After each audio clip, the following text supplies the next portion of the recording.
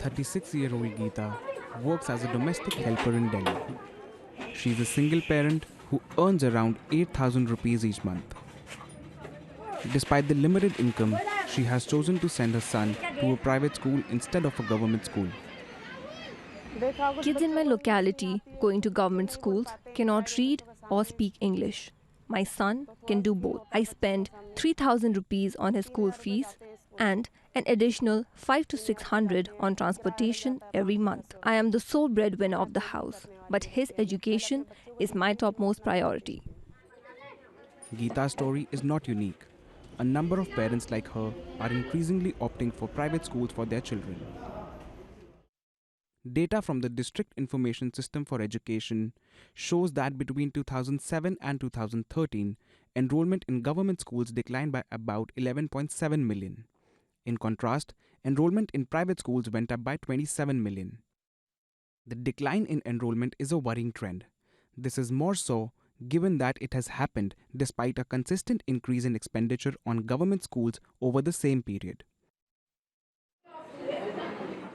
One of the big reasons for parents making the switch from public to private schools is the poor learning levels reported by government schools.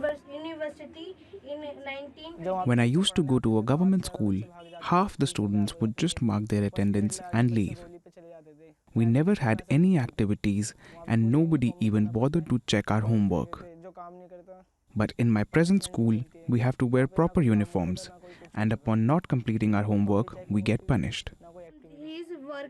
According to the Annual Status of Education Report 2014 by Pratham, an NGO working towards improving the quality of education in India, only 46.8% students in the 8th standard could read simple sentences in English. This data reflects learning levels across schools in India, whether government or private. Clearly, therefore, it is not necessary that being in a private school in itself implies higher quality of education. So, in UP... But experts like Prashant Narang say that often government funding to schools is not well rationalized. There are fewer students. So, for example, there was a news yesterday that in one of the schools in Lahaul Spiti has just one student in the entire school, and the government spending on that school is 13 lakh rupees. ASAR has clearly shown that there is a huge gap in learning outcomes as far as government schools and private schools are concerned. But enrollment in private schools means increased spending for families. According to a recent study by the Associated Chambers of Commerce in India, school expenses of a single child including tuition fees have risen from rupees 55,000 in 2005 to rupees 1,25,000 per annum in 2015.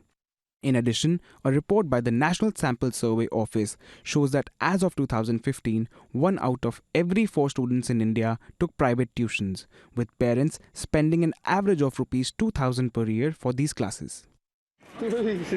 All of this places additional burden on poorer families. Despite that, until public schools can get their act together, there is a little choice for parents like Geeta if they are looking for a better future for their children. In New Delhi, this is Kandar Prustagi for WION.